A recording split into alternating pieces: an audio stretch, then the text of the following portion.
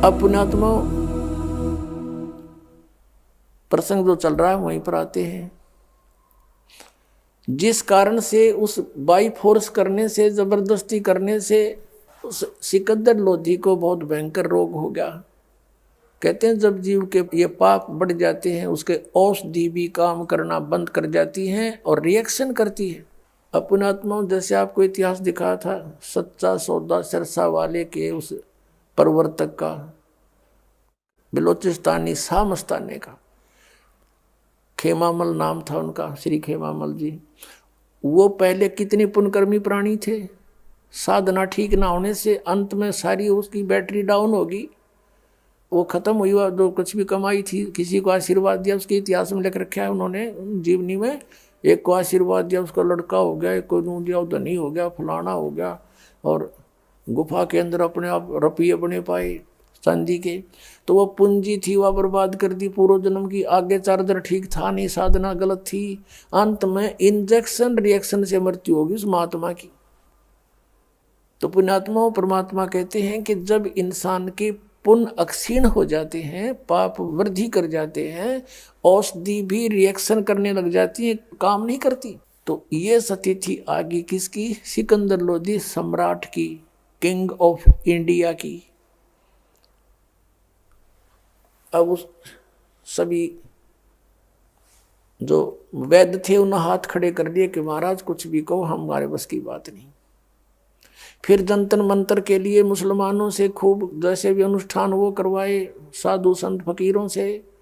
फिर हिंदुओं को बुलाकर अब उसके आधार से करवाया, सब यूजलेस रहे, ऑल इन वेन। फिर किसी ने बताया कि काशी के अंदर एक महात्मा है और कबीर नाम है उसका, यदि वो रजा बख्श देंगे तो आप स्वस्थ हो सकते हो, क्योंकि ये आपके प्रारब्ध का कर्म है। ऋषि महर्षि संतों ने कह दिया कि महाराज राजन, ये आपके प्रारब्ध में लिखा हुआ, इसको कोई चेंज नहीं कर सकता, ये तो भोगने से आपका समाप्त होगा। अब सिकंदर लोधी अपने अंतिम सांस गिने, रो अपने कर्मा ने।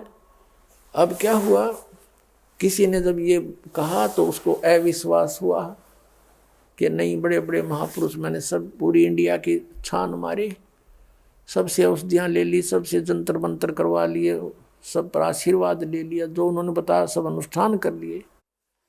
उस व्यक्ति ने बताया कि वहाँ जाने से आपको पता चलेगा। वहाँ बहुत से उदाहरण बताए कि ऐसे ऐसे एक ऐसे बीमारी थी, उसको ऐसे रोग था, वो मर गया था, वो जीवित किया। अब सिकंदर लोधी के अंतर्गत काशी का नरेश वीरदेव सिंह बघेल, वो परमात्मा कबीर जी का शिष्य हो चुका था, उनकी शक्ति और भक्ति से परिचित होकर के। तो सिकंदर लोधी ने वहाँ एक भेज दिया अपने दूत कि जाओ राजा नरेश से कह दो वीर सिंह से कि मैं आ रहा हूँ। अब राजा जो अपने छोटे राज्यों पर जाता था उसके अंतर्गत होते थे, पराधीन होते थे, वो वैसे भी चेकिंग के लिए भी जाता रहता था। तो वीरदेव सिंह बघेल ने, काशी के नरेश ने पूरा रेस्टोरेंट, उसका जो रेस्ट हाउस था, पूरा सजा दिया। जो ही सिकंदर लोधी हाथी पर विराजमान थे, साथ में हजारों की संख्या में सैनिक थे, सबके खाने का व्यवस्था कर दी और सिकंदर लोधी के सामने मेज के ऊपर फल फ्रूट सब कुछ लगा दिए। अब सिकंदर लोधी बैठा बैठा देख रहा, कुछ खा नहीं सकता। वीर सिंह ने करबद्ध होकर कहा, राजन अपने नाश्ता ग्रहण करो। तब कहा कि वीर सिंह, मैं तेरी जो अतिथि सेवा से प्रसन्न हूँ, लेकिन मैं खा नहीं सकता। यूं कहकर आंखों में आंसू भर आए। तो वीरदेव सिंह बघेल ने पूछा, क्या कारण है राजन? कि ऐसे ऐसे मुझे बहुत भयंकर रोग है, सब जगह औषधि करवा ली, सब संतों महात्माओं से मिल लिया। मैंने सुना है यहाँ कोई कबीर नामक महात्मा है, आप जानते हो? सुना है कि वो बहुत अच्छे पहुंचे हुए हैं। अब ये कहते ही वीरदेव सिंह बघेल की आंखों में आंसू आ गए।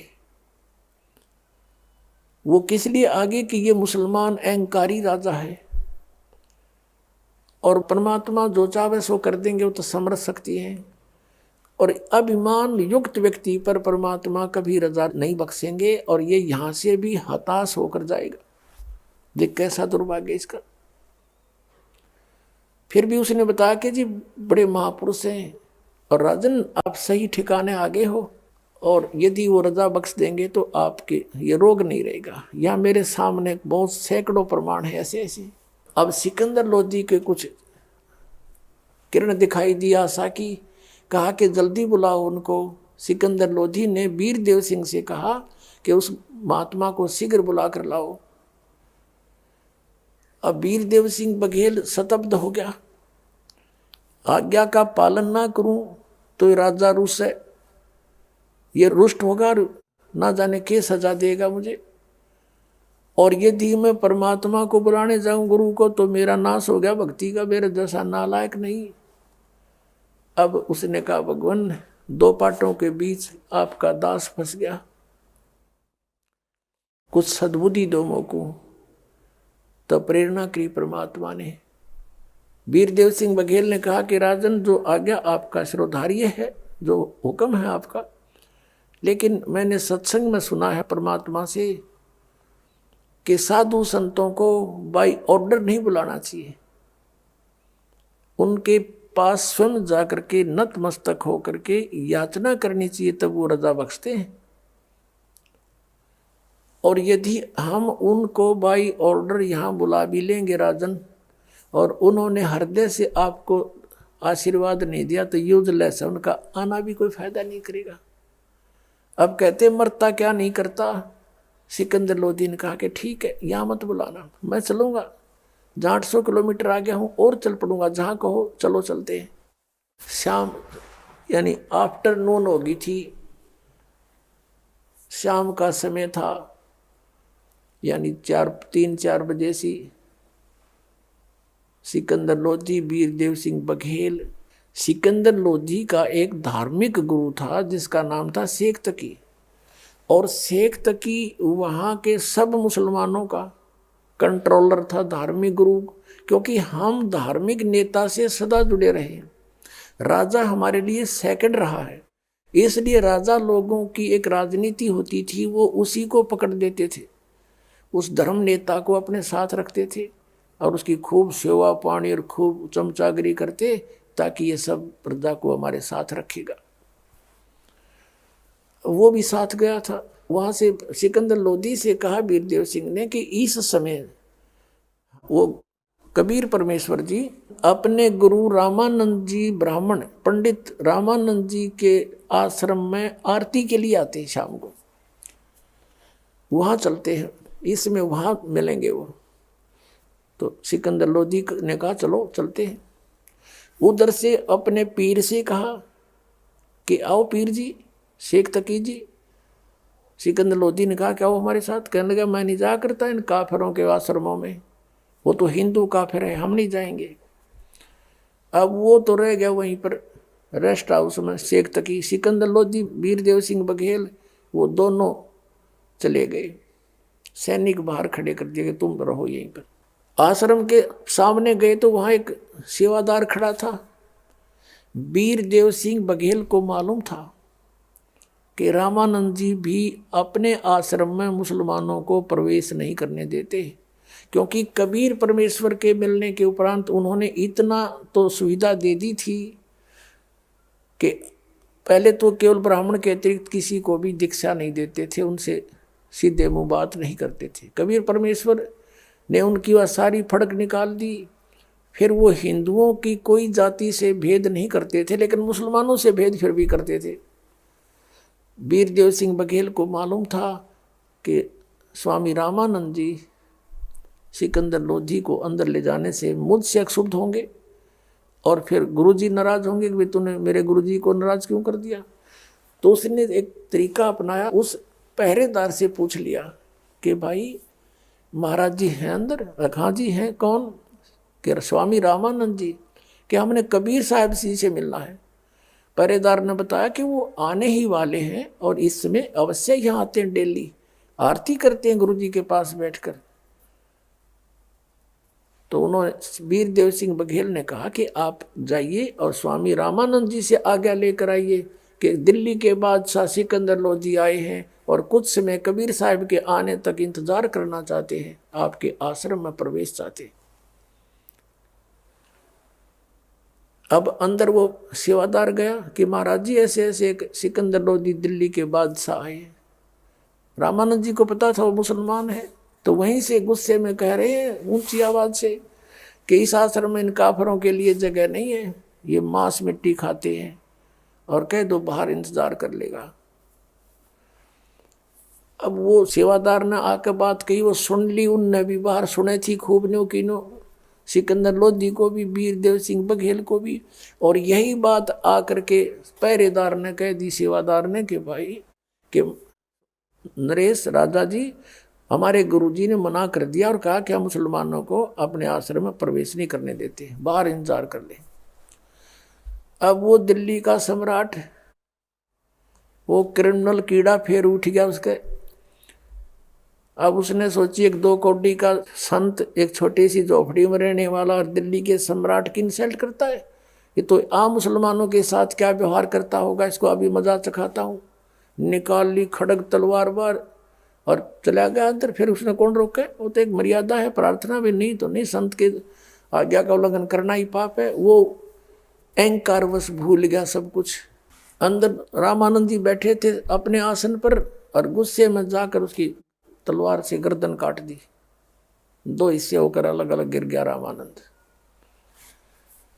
अब सिकंदर लोधी वापस चल पड़ा। पुण्यात्मा, ये मन काल है, ये इस प्राणी से एक बार तो कुबद करवा दे है और फिर आत्मा रोती है कि मैंने क्या कर दिया। अब सिकंदर लोधी वीर देव सिंह बघेल अपने छोटे नरेश से कह रहा है कि देख मेरे खोटे कर्म, चाहता हूं कोई अच्छा कर्म हो रहा है बुरा। आया था अपना पाप अपने दुख निवारण के लिए और ये और इकट्ठा कर लिया, देख मैंने, ये मेरे कर्म बिगड़ गए। अब आत्मा को सब पता होता है कि मेरे साथ क्यों हो रहा है ऐसा। अब चल भाई वीर सिंह, मैंने तो दुख भोगना ही पड़ेगा, क्योंकि अब कबीर साहब के गुरुजी की हत्या कर दी, अब वो मुझे आशीर्वाद दे ही नहीं सकते, बद्दुआ और देंगे, चल तू भाई खिसक यहाँ से चलते। अब कहते परमात्मा सौछल छिद्र मैं करूं अपने जन के काज। अब जो ही वो दोनों राजा और नरेश वो बाहर निकले, सम्राट सिकंदर लोधी और वीरदेव सिंह, सामने से परमात्मा आ रहे हैं कबीर जी। वीरदेव सिंह ने देखा कि ये आगे महाराज, ये वीरदेव सिंह के उनके शिष्य थे, दंडवत प्रणाम की, मुकुट समेत जो का तू जमीन पर लेट कर। अब सिकंदर लोधी ने सोचा वो कोई चारा नहीं पहुंचा हुआ संत बताओ कहीं बदुआ ना दे दे, नहीं भस्म कर दे। और तुरंत उसने भी दंडवत प्रणाम किया और उधर से वो अपराधी हो रहा था। अब जो ही दोनों ने दंडवत प्रणाम किया, परमात्मा ने उनके सिर पे हाथ रखा, आशीर्वाद देते हुए कहा कि हे नरेशो, इस गरीब के सामने आज कैसे पहुंचना हुआ, उठो, आप तो सम्राट हो, मैं गरीब व्यक्ति हूँ। ऐसा कहते हुए दोनों के सिर पे हाथ भी रख दिया। अब सिकंदर लोधी का जो रोग था वो नाश हो गया, खत्म, जैसे कभी था ही नहीं, छू मंत्र हो गया तुरंत। खड़ा नहीं हुआ सिकंदर लोधी, वीरदेव सिंह खड़ा हो गया और चरण पकड़कर रो रहा है बैठकर और कह रहा परवरदिगार मुझे क्षमा कर दो, अपराधी व्यक्ति हूं मैं। क्योंकि भगवान परमात्मा के सामने, संत के सामने ये मन भाग जाता है, ये बड़ा नालायक है। आत्मा फिर आत्मा ही है, आत्मा रो रही है बैठकर, मुझे क्षमा कर दो महाराज, मुझे क्षमा कर दो, अपराधी हूं। परमात्मा ने कहा बेटा माफ कर दिया, कि नहीं हो सकता मैं माफ, क्षमा नहीं हो सकती, मेरी इतना अपराध है, मैंने ऐसी गलती की। रो रहा है और बता रहा है। परमात्मा ने कहा बोल बेटा क्या दुख है तेरा, क्या गलती बन गई, सब माफ कर दूंगा, सब अक्षमा है मेरी ओर से कि मैंने ऐसे ऐसे जुल्म कर दिया। सब कहानी बता दी रोते रोते कि मैं दुखी था, सब जगह जंतर मंत्र मैंने करा लिए, सब औषधि ले ली, कोई राहत नहीं मिली। आपकी कृपा से, आपके आशीर्वाद से ये दास स्वस्थ हो गया। हे भगवान, अब मैंने एक अपराध कर दिया, अब मुझे डर लग रहा कि आप मुझे बद्दुआ दोगे, मुझे श्राप दोगे, मैं फिर गल जाऊंगा, मुझे क्षमा कर दो। और मैंने ऐसे आपके आश्रम में आपके इंतजार के लिए प्रवेश चाहा था, लेकिन स्वामी जी ने मुझे अभद्र तरीके से डील किया, जिस कारण से मैंने उनकी हत्या कर दी, मुझे माफ कर दो। परमात्मा बोले, सिकंदर लोधी, तेरा दोष नहीं है, मुझे मालूम था कि इनकी मृत्यु आपसे होनी है और वो हो गया। अब इसमें किस झगड़े की बात रहेगी?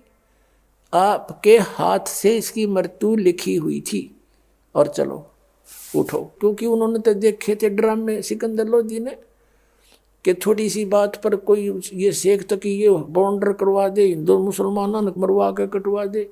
यदि से जालमों से पाला पड़ा था, जिनको संत महात्मा मान रहा था वो, और वो संत जिसके गुरु जी का शीश काट दिया, और फिर भी इन्होंने कहा कोई बात नहीं, ये तो आपसे हाथों से ही होना था, इसका इसमें क्या चिंता का विषय है, आ जाओ। मत जाना राजन, अंतिम संस्कार करा के जाना, नहीं तो लोग आपको बहुत धिक्कारेंगे। अब राजा पीछे पीछे, कबीर साहब आगे आगे, दोनों नरेश अंदर गए। कबीर जी जब अंदर पहुंचे आश्रम में, 5-7 भगत थे, रो रहे हैं, और कबीर जी को देखते ही कि ऐसे सिकंदर लोधी ने जुल्म कर दिया, अपने गुरुदेव का शीश पकड़ कोई बात की आके काट दिया। अब इतने में सिकंदर लोधी पीछे पीछे आ गया। उसको देखकर वो चेले चपटे तो डर गए, अग्यू फिर आ गया भाई। तब परमात्मा ने कहा कि भाई बात सुनो, बात ने बढ़ाया नहीं करते। कौन किसने मारा है? ये इनका संस्कार था, इन्हीं के हाथों से इनकी मृत्यु थी। आप दिखा लो किसी ज्योतिषी से। स्वामी जी की आयु इबिस्ता आज्ञा नहीं थी, ये एंड था इनका। और हो गया आ गया, बात क्यों बढ़ाओ, कोई बात नहीं, और शांत रहो। अब वो बात अभी बाहर फैली नहीं थी, नहीं तो आग लग जाती वहां पर कि मुसलमान ने हिंदू महात्मा काट दिया, दुनिया को विघ्न हो जाता, मुसलमान हिंदू का ऐसा पूरा नाश हो जाता। परमात्मा ने ऐसा छाला सा बैठा दिया वहां पर। अब मालिक ने सोचा ये लड़के मरेंगे, हिंदू और मुसलमान, एक महात्मा के कारण लाखों मरेंगे आपस में कटकाई हुए। तब उस परमेश्वर ने दया आई, दंडोत प्रणाम की परमात्मा ने एक लीला करते हुए अपने गुरुदेव के, और कहा उठो महात्मा जी, आरती का समय हो गया है गुरुदेव, और देखो दिल्ली के बादशाह आए हैं आपके दर्शनार्थ, इनको आशीर्वाद दो, बहुत दूर से चल कर आए। अब यूं कहा ही था, वो धड़ अलग पड़ा था, शीश अलग पड़ा था, दोनों पर कपड़े डाल रखे थे, और उधर से ब्लड बह रहा था, उस जमीन में फैला हुआ था। अब वो शीश वहां से उठा और रामानंद की धड़ पर लगा, और रामानंद जी यूं बैठ गए। अब सामने फिर देखा सिकंदर लोधी के, उसके माथे पे फिर चौड़ी पड़ गई, क्योंकि स्वभाव जीव का। फिर इतने में कबीर साहब बोल पड़े कि महाराज प्रणाम हो। उन्हें देखा कि कुछ ये तो बात कुछ और है। तब अपना शव का जो निकला हुआ देखा, वो मटेरियल शरीर का ब्लड, तब उसमें क्या था कि रामानंद जी के शरीर से एक धारा रक्त की निकली हुई थी, जमीन पर फैली थी, एक धारा दूध की। तब रामानंद जी नीचे देखा तो वो भूल गया विषय को, और कहा कि हे परमात्मा, कबीर जी को परमात्मा कहते थे, भले ही परमेश्वर कबीर जी ने उनको आदेश दे दिया था कि आप मुझे एज ए तो है ना पीपल ट्रीट करना, डिसिपल ट्रीट करना, मुझे शेष की तरह व्यवहार करना, नहीं तो बात बिगड़ जाएगी। कलयुग में आने वाले समय में लोग कहेंगे कबीर जी का कौन सा गुरु था, ये नकली गुरु, और फिर बर्बाद कर देंगे भक्तों को। तो इसी आधार से वो गुरु तो अवश्य बने हुए थे, लेकिन कबीर जी को परमात्मा शब्द से संबोधित किया करते थे। कहा कि परमात्मा, ये मेरे शरीर से आधा दूध आधा रक्त कैसे निकला? या तो ब्लड निकले या दूध निकले, जब मैं पवित्र हो गया हूं। तब परमात्मा कबीर जी ने कहा कि स्वामी जी, पहले आप एक ब्राह्मण वर्ग से प्यार करते थे, अन्य जातियों से नफरत किया करते थे। वो तो आपने दया बख्श दी अपने बच्चों पर, जब से इस दास जुल्हाए को शरण में लिया है, तो सभी जातियों को आप एक दृष्टि से देख रहे हो। अभी भी आप में कमजोरी है, आप मुसलमानों को दूसरा मानते हो, इनको नीच समझते हो, आपके मन में नफरत की आग अब भी जल रही है, जिस कारण से आप अभी 50-50 हुए हो। अब 50% अब भी आप मलिन हो, जिस कारण से अभी रक्त शेष रह रहा आपके अंदर। हम एक पिता की संतान हो, सतलोक से आए हो तुम सब मेरे बच्चों। 1.5-2 घंटा तक परमात्मा ने प्रवचन किया वहां पर। रामानंद खड़े हुए, 150 वर्ष के हो गए थे लगभग रामानंद जी, उसमें मतलब अच्छी आयु होगी थी। और खड़े हुए, खड़े होकर के और सिकंदर लोधी को सीने से लगा दिया कि बेटा माफ करना, आज मेरी बुद्धि साफ होगी। मैं दुष्ट आत्मा था, मैं सचमुच मुसलमानों से नफरत करता था। आज इस परमात्मा ने, ये अल्लाह आए हैं, ये खुदा है खुद, इसने आज मेरी वह कमजोरी भी निकाल दी, यह दुष्टता भी आज एंड कर दिया। ये सारी लीला लगता है इन्हीं की थी। अब कहते हैं संत न होते जगत में तो जड़ मरता संसार। अगर वो परमात्मा वहाँ उस रामानंद की आयु ना बढ़ाते, वो तो मरना ही था, काल ने नाश कराना ही था। तो वहाँ हिंदू और मुसलमानों की आग लग जानी थी, कई हजार व्यक्ति मर जाते। उस आग को बुझाया, रामानंद जी की आयु बढ़ाई कि भक्ति कर्मात्मा डट के तू। अब इस दृश्य को देखकर सिकंदर लोधी गदगद हो गया। अपना रोग नाश और अपने हाथ से काटे हुए को जीवित कर दिया। तो उसने कहा आप अल्लाह हो, आप खुदा हो, आप पूर्ण परमात्मा हो, अल्लाहु अकबर आप ही हो। बड़ा गदगद हो गया और उसको मत्था टेक के दंडवत प्रणाम किया। तब परमात्मा से सिकंदर लोधी ने कहा कि आप मेरे साथ एक बार दिल्ली चलो। अब परमेश्वर ने कहा भाई दिल्ली में यूं नहीं चलूं तेरे साथ, पहले तुम मेरा शिष्य बन। हम बगैर उपदेशी के घर नहीं जाते। तो सिकंदर लोधी ने कहा कि जी बोलो जो कहोगे, मैं आपका शिष्य हूँ, आपने तो मुझे जीवन दान दिया है। परमात्मा ने कहा कि उपदेश ले, मैं मंत्र जाप दूंगा वो करना और पूजा नहीं करेगा, मांस नहीं खाएगा। कि ठीक है महाराज जैसे आपका हुक्म होगा। कोई भी शराब मांस बीड़ी तंबाकू नहीं प्रयोग करेगा, कच्छा और उपासना नहीं करेगा। मैं जो मंत्र दूंगा वही करना होगा, जी ऐसा ही करूंगा। और आपके शासन में जीव हत्या बंद करवा दे। जैसे गायें कटती हैं, बकरे मुर्गे काटे जाते हैं, इनको बंद करवा दे। अब सिकंदर लोधी ने कहा प्रभु ये तो मेरे बस की बात नहीं, बाकी कोशिश करके देख लूँगा, बाकी जैसे आपका आज्ञा है कि मैं नहीं खाऊंगा। परमात्मा बोला चल भाई ठीक है, मेरी मर्यादा में रहना, मैं तेरे साथ दिल्ली चलूँगा। सिकंदर लोधी ने ये सोचा था इतना निर्मल वचन बोलते हैं ये, वहाँ हिंदू और मुसलमानों के रोज़ झगड़े रहते हैं, और महात्मा को ले जाऊंगा, इनका सत्संग करवाऊंगा और इनके वचनों से सब एक हो जाएंगे, आपसी दंगे मिटेंगे। ये सोचकर उन्होंने हमको दिल्ली आने का निमंत्रण किया और मेरे साथ चलो भगवान। परमात्मा ने स्वीकार किया। क्या चलेंगे, क्यों वहाँ भी कई काटे ही काटने थे।